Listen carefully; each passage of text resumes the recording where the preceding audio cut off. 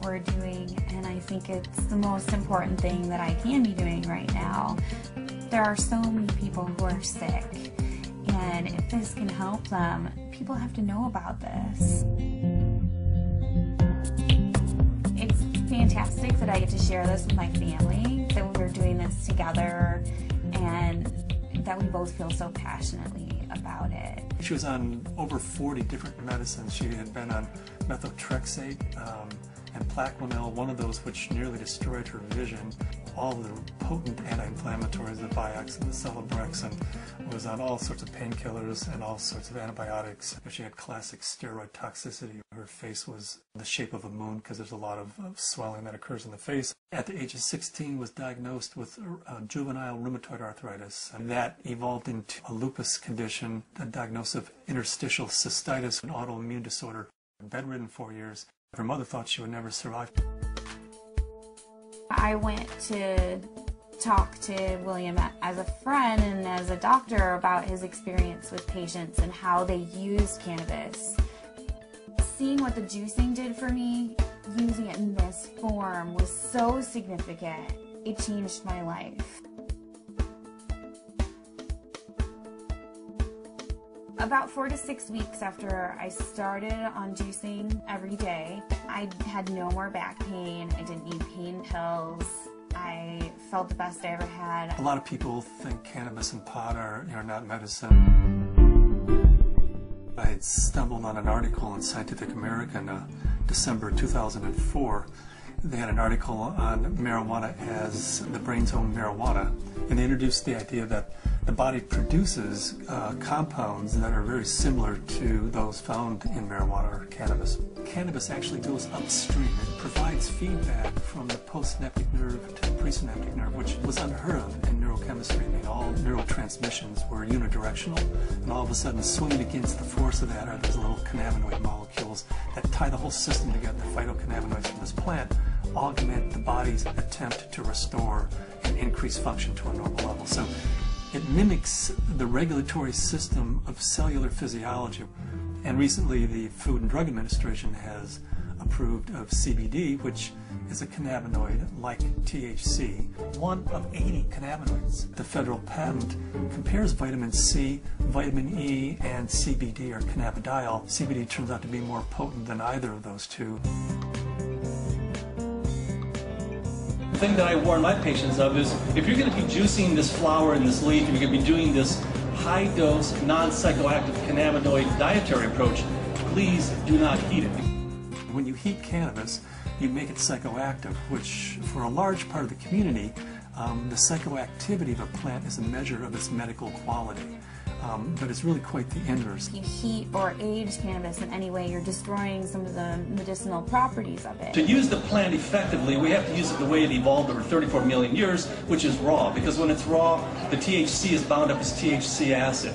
It requires aging, drying, so as a hunter-gatherer, we gather this plant and we notice, wow, as this plant ages, it changes character. It suddenly has a psychoactive effect. I think that's the most exciting area of cannabis research, is looking at non-psychoactive cannabinoids. Because if you do heat it, you'll decarboxylate the THC acid, and you're going to have 600 milligrams of THC acid with the CBD acid. You would be unconscious probably for the better part of the week. Between heating the plant, whether that's in a sucker, a cookie, a baked good, a butter, vaporized, smoked, all of those techniques convert THC acid, which is non-psychoactive, into THC and provide you with that 10 milligram dose. But if you eat the plant raw, then THC acid is the way it's found in the plant. It's not psychoactive. The juicing allows you to get up to the 500 to 600 milligrams, which is 60 times more than you could tolerate if it was heated. This treatment is not psychoactive. People don't have to be stoned when they take it. They can take it and go to work. They can take it and play with their kids. It's hard for me to understand laws against something like green leaf therapy and to think that prednisone is legal. We're still fighting the stigma of marijuana back from the 20s, 30s, 40s, 50s. I was a prosecutor for 8 years in Mendocino County, so I know it from both as a defense attorney and as a prosecutor. The 1972 Controlled Substances Act said that marijuana has no medical value whatsoever. The federal government has a patent on its medical properties. The Food and Drug Administration has approved it and is investigating the drug. I have not found the United States to be very open about cannabis research. In order to print an article in a peer-reviewed journal, you have to use cannabis that they've certified for your study. And there are physicians who have waited 3, 4, 5, 6 years, some even longer than that, to just get a sample. The federal government's been kind of schizophrenic in the way it looks at marijuana. It says it has no medical value under that act, but at the same time the federal government has been funding research in marijuana for years, for decades. And they've even patented certain strains of marijuana because they recognize it has that medical value. The California Narcotic Officers Association does not believe in medical marijuana. They believe it's all a big scam, and that's how they train law enforcement officers. Law enforcement is allowed to take a percentage of all assets that are forfeited and seized under the state and federal asset forfeiture law. So it takes the really enlightened and compassionate law enforcement officer to recognize that these medical marijuana laws are designed to protect patients. I was trained when someone had marijuana, you took them to jail. There wasn't a medicine use for marijuana. It's an illegal substance, and people went to jail for it. In 1996, California took a huge leap. I didn't support Proposition 215 because of the education I had, the experience I had, and what I had seen through the illegal marijuana gardens that I had seen throughout my career. Since 1996, I have changed my opinion somewhat. I believe there is a very clear medicinal use for marijuana. That being said, I believe that there are a large percentage of people who use marijuana as an excuse to either make profits or for recreational. The people who use marijuana for the true intended use that the voters passed, medicinal, I'll do everything I can to support their rights. There's many more things that law enforcement can be focused on than medicinal marijuana. And I don't want to give the impression at all that I support people who are growing marijuana for medical purposes 364 days of the year, and then one day a year they make a big sale for a couple $100,000, and they're a commercial seller that one day of the year. They're the people who are causing problems for the people who really and truly need and can use medical marijuana.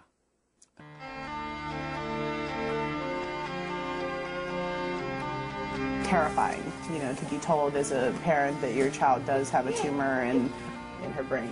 It took 24 hours in the operating room. They gave us a 10% chance of survival with treatment. The Oakland Children's Hospital, where they called me and they said they had a baby who they were discharging home. This baby had completed all treatment that would be useful for it, had a brain tumor,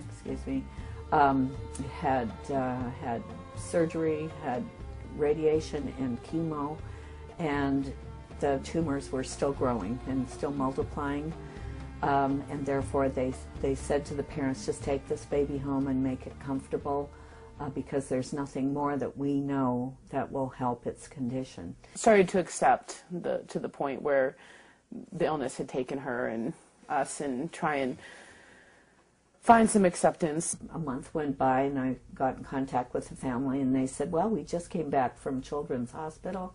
They did a CAT scan. The tumors have shrunk and there are fewer of them. And they said, I'll tell you what we've been doing. We've been juicing the fan leaves of the marijuana plant and giving our baby a shot glass of this juice every day. This is like this wonderful hospice story. She is no longer on hospice. I brought the oxygen concentrator back.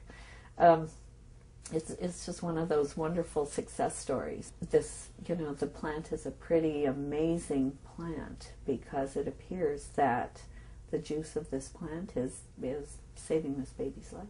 Here we have something that can really change people's lives.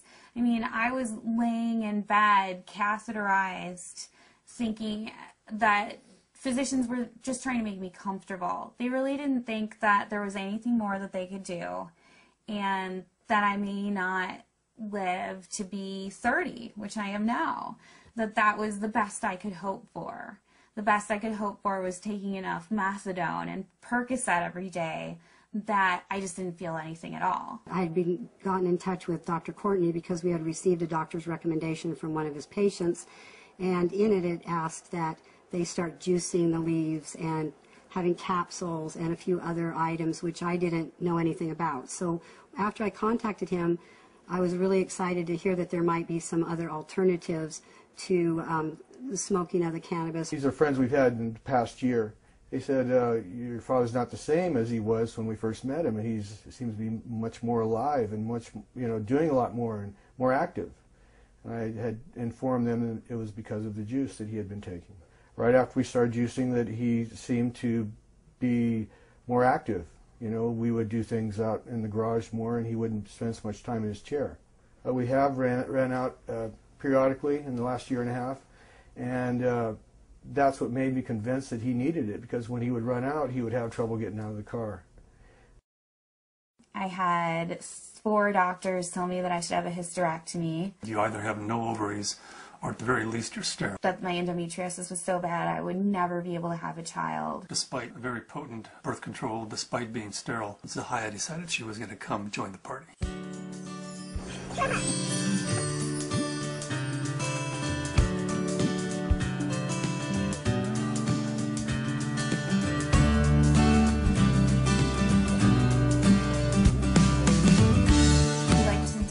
Ourselves by being extremely scientific, and people know that if they're going to come to us, they're going to have to go through a lot of hoops, but they're also going to get the most up-to-date scientific knowledge on this subject, and they're going to see a physician who's an expert in the field of non-psychoactive cannabinoids, and there are plenty of people that want that and are looking for that.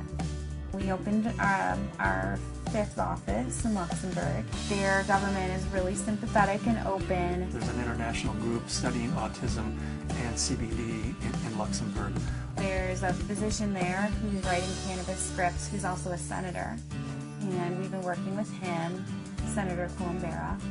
The government may be actually funding experiments in a research center using cannabis, in large part because of Dr. Courtney's work with non-psychoactive cannabinoids and Senator Columbera's work with cancer patients. There are now facilities for testing plants, and there's been more progress made in the last 5 to 6 months. A new strain in from Spain called Cannatonic, 6.9% CBD. That's a 700% increase over Northern Lights, which is our previous high producer. I would like to find strains that have all of the cannabinoids present in an amount that's useful. I'd like to produce strains that are adapted to environment. In Luxembourg, we're producing thousands and thousands of pounds of seed, to raise the money to give away, a half a pound of seed, because if that person grows an acre of cannabis and feeds their family the proteins and the fatty acids, incredible food source, an incredible preventative medicine source, and an incredible therapeutic source, and at the same time, they're sucking 5 times as much CO2 out of the environment as an acre of trees. First, we have to change Convention Treaty Number 1, which was the convention that the UN put out in 1961 that says cannabis is a crime, should be, if you have it, if you grow it, if it's in your possession, you should be in prison. That dogma has dominated the world. Right now, they're asking for input from the World Health Organization. I'm in the process of writing a letter stating that this is a dietary essential. It's not a criminal thing, because we have to change that treaty before we can go into Central South America and say, you grow yourself an acre of this plant, feed your family, prevent illnesses. So Cannabis International kind of legalizing the plant globally, giving it back to people as a food source, prevent illness is so much better than waiting until you have diseases. With my own experience and all the patients that I've spoken to, I believe that it's not an isolated incident, that this is the best medication